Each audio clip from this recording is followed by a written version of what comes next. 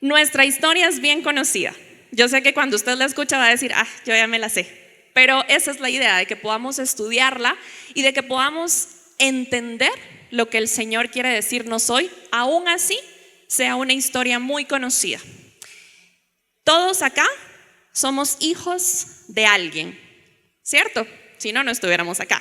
Todos somos hijos de alguien.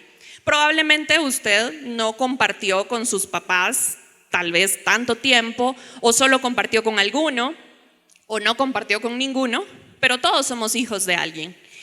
Y algunos, la mayoría, son padres de alguien, ¿sí? Entonces, todos somos hijos y algunos son padres, pero todos somos hijos. Y como hijos, ustedes no me dejarán mentir, que muchas veces no somos conscientes del sacrificio que hacen nuestros padres. Lo entendemos hasta que a nosotros nos toca pagar cuentas, hacer sacrificios también, pero cuando somos pequeños no lo entendemos. Y la Biblia nos cuenta una historia así, la historia del hijo pródigo. Y es que esta historia es tan conocida, pero porque nos centramos únicamente en el hijo menor, en el hijo pródigo. Y cuando a usted le mencionan el hijo pródigo, usted dice, el que se fue de su casa, el que derrochó su herencia, pero se nos olvida que el padre tenía 2 hijos y el otro era el hijo mayor. Y a veces nosotros decimos, no, es que el hijo pródigo es el que se va. Pero hoy vamos a estudiar de que el hijo mayor a veces también tiene un corazón pródigo. Y dentro de nuestra iglesia también hay gente con corazón pródigo. Vayamos a nuestra historia en la Biblia, en el libro de Lucas, capítulo 15, y vamos a leer los versículos del 11 al 32.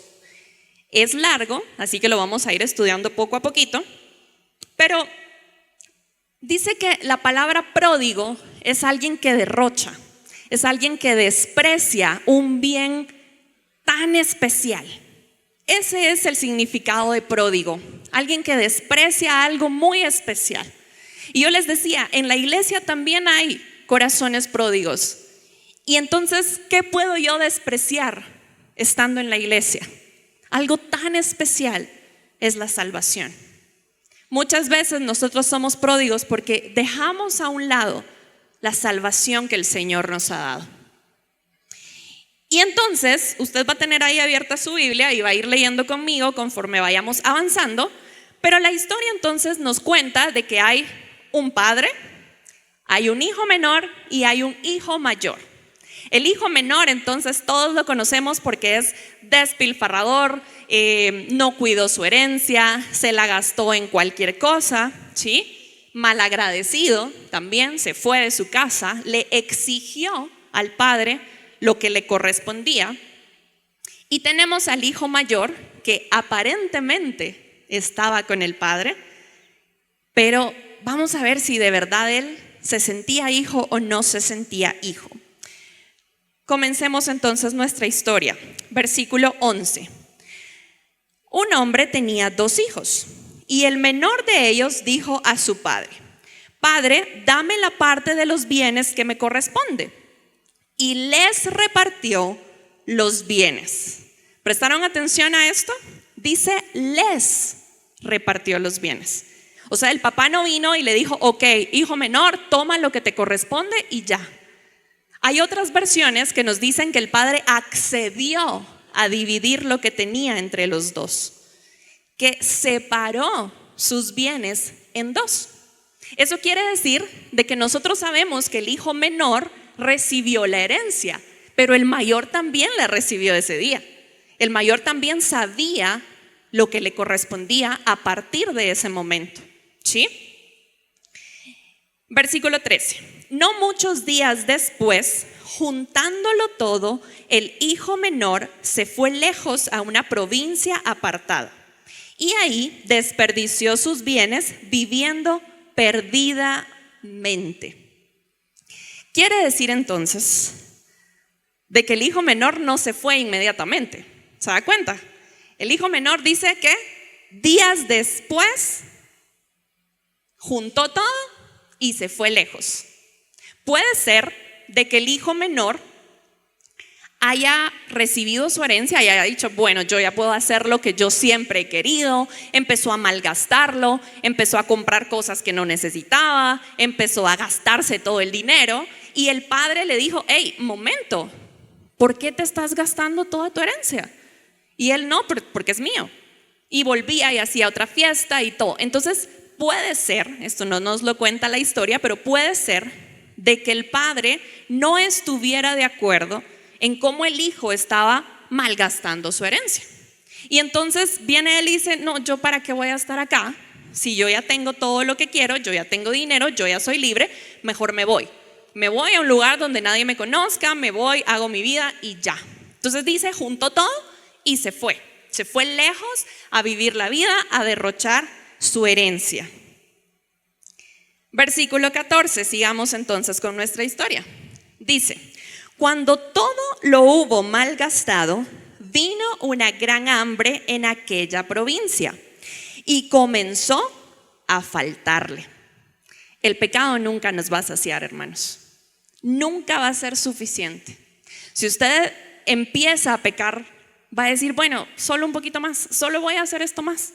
Nunca va a sentir que ya es suficiente. Su corazón nunca se va a llenar, porque el pecado no llena la ausencia de Cristo en nuestros corazones. El pecado siempre nos va a llevar a hacer más y más cosas que no agraden al Señor.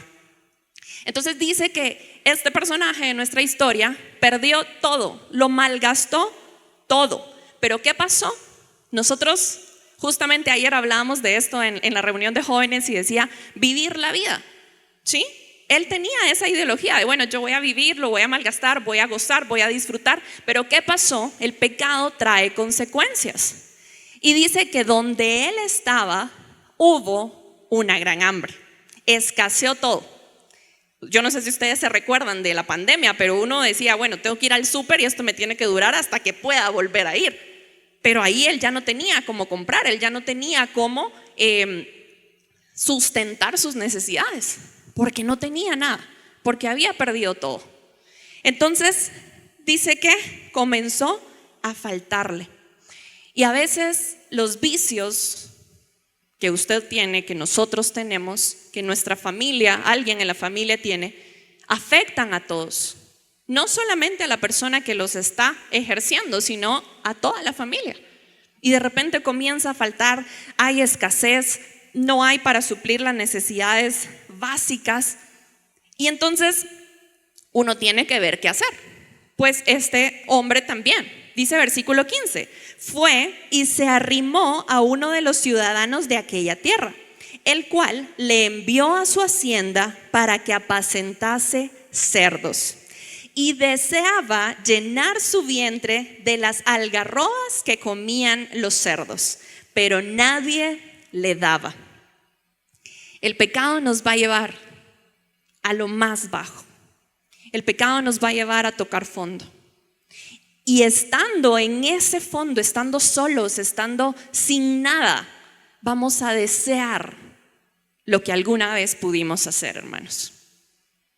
Yo no sé si a ustedes les pasó, como hijos que todos somos, a mí sí me pasó, que una vez era como, tengo hambre, y la mamá, bueno, ahí hay verduras. No, eso no quiero. Entonces no tiene hambre, ¿no? Porque si no se las comería. Entonces a veces nos pasa eso. Nosotros decimos, quiero tal cosa. Bueno, ahí está. No, eso no quiero. Pero cuando llega el momento de tener que decidir, decimos, wow, hubiera aceptado eso. Hubiera comido eso. Los cerdos era lo más impuro que podía existir. Yo no sé si usted ha estado en un chiquero, pero eso no es un lugar agradable. Y dice que a él se le antojaba la comida de los cerdos porque no tenía nada. No sabemos cuántos días llevaba sin comer, pero él quería, aunque sea eso, porque el pecado nos lleva a eso. La consecuencia del pecado es estar tan necesitados que cualquier cosa vamos a aceptar. Dice, pero nadie le daba, dice el versículo 16. Es que cuando tú estás en pecado, Todo el mundo quiere estar con uno. Yo me imagino de que él decía, bueno, ¿cuántos se van hoy de fiesta conmigo? Yo pago todo, y todos se unían, ¿no? No se preocupen, no es que yo no tengo dinero, no, hombre, tranquilo, yo te invito. ¿Qué quieren? Ordenen lo que quieran, yo voy a pagar. ¿Por qué? Porque ahí todos son amigos de uno. Pero dice, nadie le daba, o sea, llegó a perderlo todo, que probablemente la gente con la que él compartía lo miraba, pero ni siquiera le daban un pedacito de pan. Nada, nada, nada, nada, nada.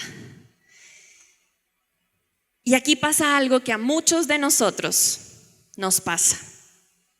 Versículo 17 dice, volviendo en sí, dijo, ¿cuántos jornaleros en casa de mi padre tienen abundancia de pan? Y yo aquí perezco de hambre. ¿Qué fue lo que motivó a él a recordarse de su papá? Su necesidad. ¿Sí? Él no dijo, ay, me hace falta mi papá, debería de buscarlo. No, su necesidad, su hambre, dijo, wow, yo estoy aguantando hambre acá, pero tengo un papá que tiene abundancia y encima los trabajadores de mi papá tienen abundancia y yo no. Entonces dijo, ¿por qué estoy en esta situación? ¿No? Versículo 18, me levantaré e iré a mi padre y le diré, Padre, he pecado contra el cielo y contra ti. Ya no soy digno de ser llamado tu hijo. Hazme como a uno de tus jornaleros. Su necesidad, su hambre, hace que se dé cuenta de su error. ¿Sí? Porque él dice, he pecado contra el cielo y contra ti. Entonces, muchas veces cuando nosotros tocamos fondo, cuando estamos en necesidad, decimos, wow, esto puede ser porque yo hice esto malo. Esto puede ser porque yo tomé esas decisiones, porque me aparté del Señor. Entonces dice que su necesidad lo hizo reaccionar y decir, bueno, voy a decirle esto a mi papá. Mateo 5, versículos del 3 al 6, no lo busque si quiere, nos dice que al ser conscientes de nuestro pecado, eso nos hace candidatos a la salvación. Si yo no soy consciente que pequé, no puedo ser candidata a la salvación. Amén. Yo tengo que reconocer que soy pecadora para entonces poder tener la salvación en mi vida. Entonces él dijo, ok, yo pequé, yo le fallé a mi papá, voy a ir, voy a pedir perdón y entonces tal vez soy candidato para ser un trabajador de mi papá. Esa fue la idea de que a él le surgió en ese momento. Y entonces, si él nunca se hubiera dado cuenta de esto, nunca hubiera vuelto a casa. Nunca. Porque él hubiera dicho, no, pero es que esa era mi parte. Eso a mí me correspondía. Eso era mío. Yo podía hacer lo que yo quisiera. Bueno, entonces se iba a quedar con hambre, se iba a quedar solo y se iba a quedar lejos. Pero él dijo, no, yo fallé. Yo fallé, así que voy a regresar. Pero ¿qué pasa? Hay consecuencias en nuestro pecado, ¿sí? Y él dice, ya no soy digno de ser llamado tu hijo. Porque él no podía pretender de que el padre lo recibiera como, sí, mi hijo, bueno, ahora esta parte de la herencia también es tuya. Él no podía pretender eso. Entonces él calcula su consecuencia y dice, bueno, voy a regresar a casa y a ver qué pasa, ¿no?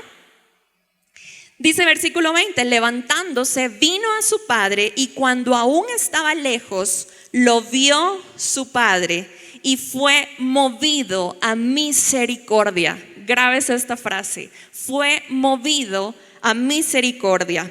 Y corrió y se echó sobre su cuello y le besó. Otras versiones dicen, se llenó de amor. El padre se llenó de amor. Otras versiones dicen, tuvo compasión. Entonces, ¿qué significa ser movido a misericordia? Que se llenó de amor, tuvo compasión. Y entonces, ¿qué pasa? ¿Le reprocha? No le reprocha. ¿Qué dice la Biblia? Lo abraza, corre a abrazarlo, lo besa y no pasó nada. Y es que ese movido a misericordia, lleno de amor y compasión, es lo que nosotros conocemos como la gracia de Dios, la misericordia del Señor. Esa gracia inmerecida, hermanos, fue la que el Padre demostró en esa tarde que el Hijo se acercó. Y entonces viene el Hijo y dice, ¿qué está pasando? ¿No? Y le dice, no, Padre, he pecado contra el cielo y contra ti. Ya no soy digno de ser llamado tu hijo. Pero el Padre dijo a sus siervos, versículo 22, sacad el mejor vestido y vestidle, y poned un anillo en su mano y calzado en sus pies. Y traed al becerro más gordo y matadlo, y comamos y hagamos fiesta. Porque mi hijo muerto era y ha revivido. Se había perdido y es hallado. Y comenzaron a regocijarse.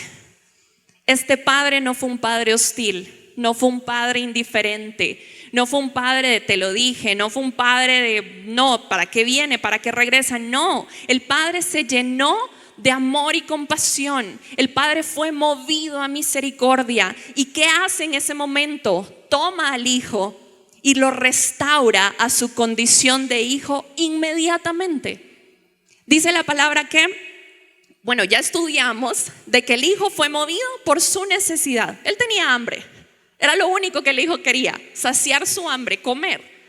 Pero viene el padre y cuando lo ve, lo primero que hace es vestirlo. ¿Sí? Lo viste, le quita esa ropa que significaba que le habían dado lejos, había estado pecando, lo viste. Segundo, dice que pone un anillo en su mano. En esos tiempos el anillo significaba un símbolo de poder. Él lo restaura y le dice su anillo de hijo probablemente, ¿no? Se lo pone. Después dice que le pone calzado. Los siervos no usaban zapatos en ese tiempo y él pues había estado alimentando cerdos, lo que menos tenía era zapatos. Y el padre llega, le pone zapatos. Van 3 restauraciones que el padre hace inmediatamente. Y la cuarta es demostrarle que ahí hay abundancia. Traigan al becerro más gordo. Tráiganlo, ni siquiera hay que ir a comprarlo. No, tráiganlo de todos los que tenemos ahí. Traigan, mátenlo. ¿Y qué dice después? Comamos. Por fin su necesidad fue saciada. La razón por la que él iba era porque tenía hambre. Pero antes de todas esas cosas, restaura su condición de hijo inmediatamente. Esto es maravilloso, hermanos. Esto es maravilloso.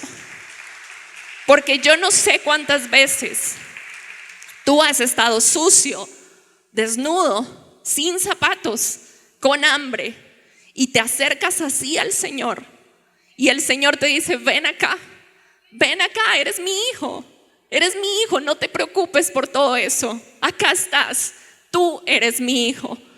Y eso hace el Padre, hermanos, lo restaura a su condición de hijo inmediatamente.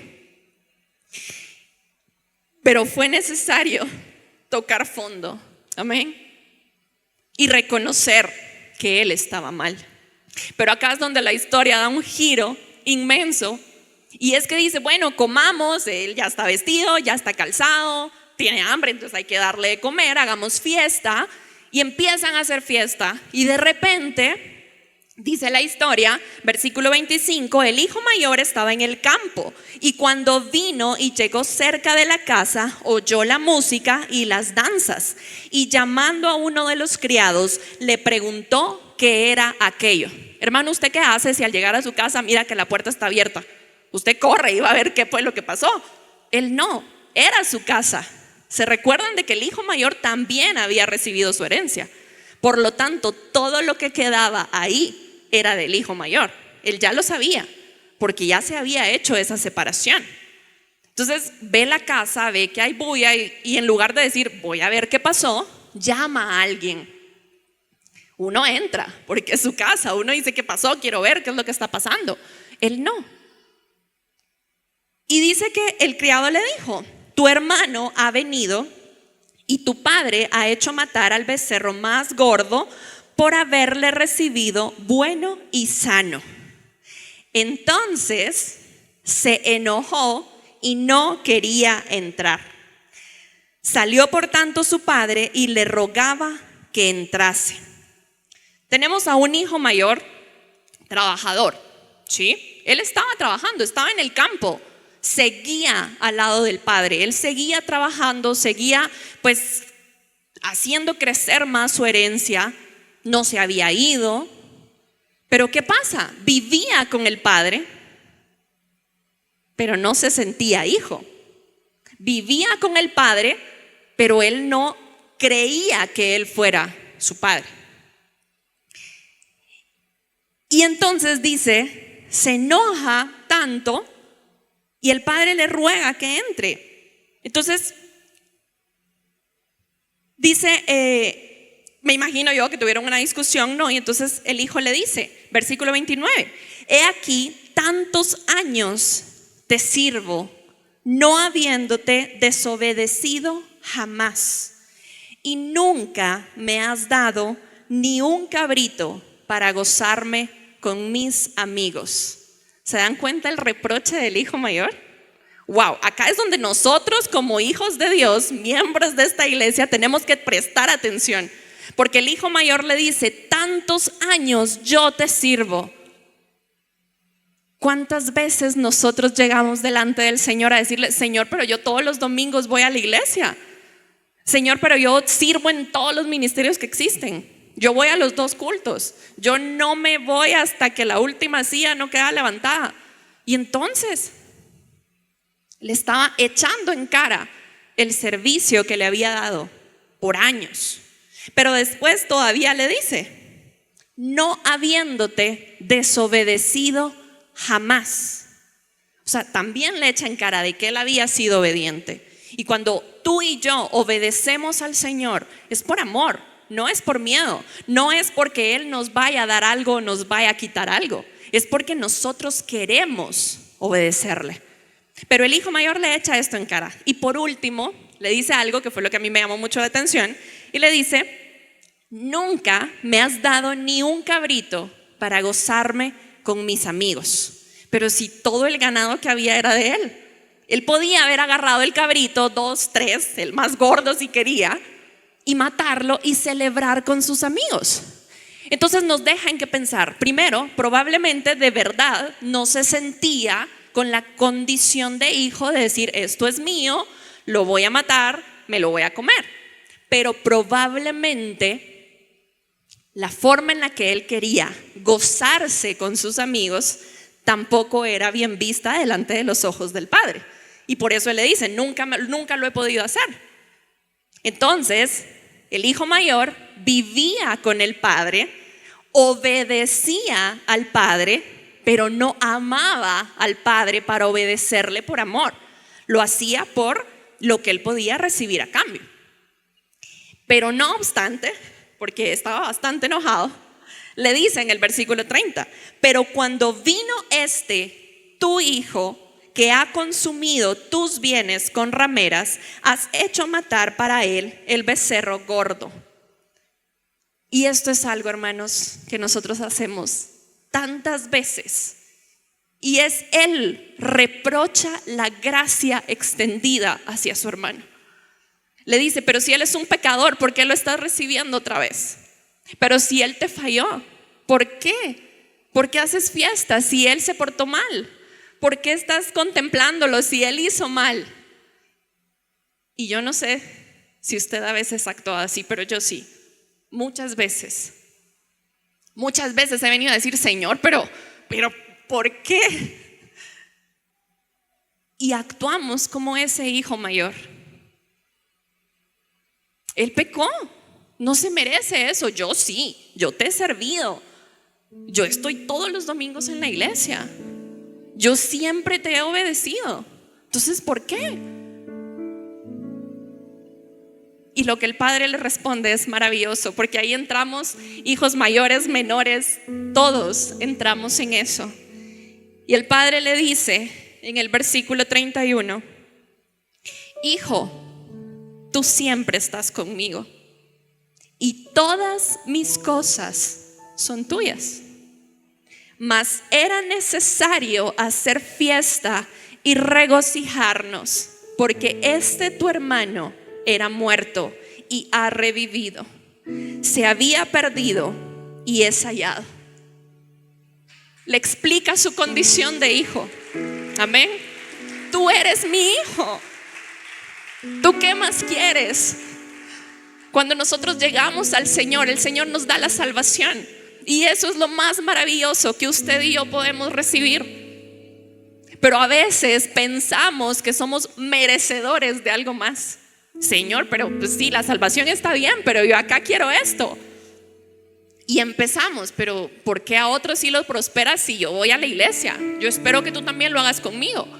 Entonces no estás sirviendo al Señor por amor. No estás sirviendo al Señor por gracia. Lo estás sirviendo por interés. Entonces evaluemos por qué estás tú hoy acá. ¿Veniste hoy a la iglesia por tu necesidad?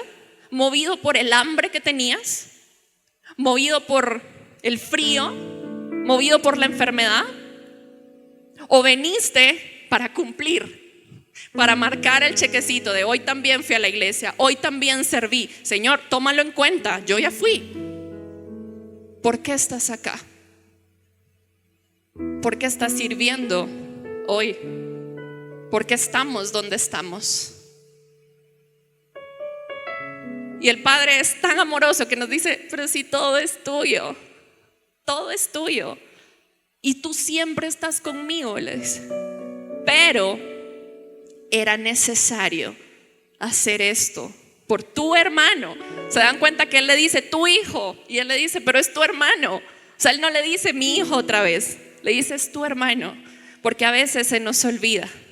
Pero ¿qué pasó? El hijo mayor no fue movido a misericordia. El hijo mayor no se llenó de amor, no se llenó de compasión. Por eso rechaza la gracia extendida a su hermano.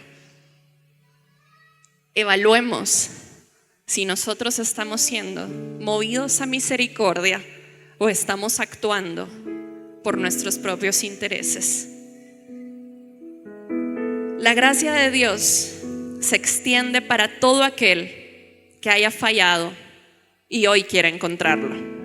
La gracia de Dios se extiende para aquel que corrió por su necesidad, pero se va a encontrar de cara con el Señor y le va a decir, Padre, perdón, me equivoqué.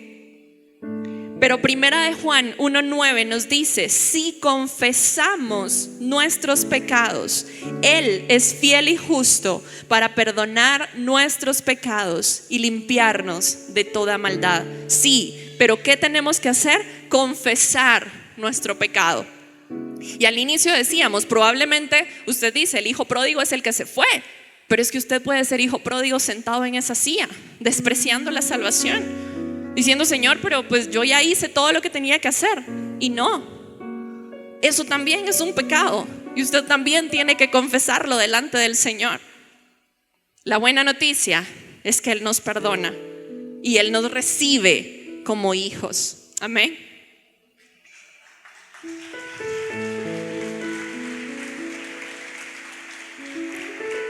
Y por último, les quiero dejar este versículo que es Mateo 6:12, donde el Señor nos dice de que Él va a perdonar nuestras ofensas, así como nosotros también perdonamos a los que nos ofenden. Usted no se imagina cómo el Señor habló a mi vida con esta prédica. Porque a veces uno dice, Señor, pero es que Él no se merece que yo haga esto por Él. Ella no se lo merece. Y el Señor me recuerda constantemente, tú tampoco te lo merecías. Tú tampoco. Señor, pero es que Él se ha portado mal. Tú también. Tú me conociste antes, esa es la diferencia. No te dio chance.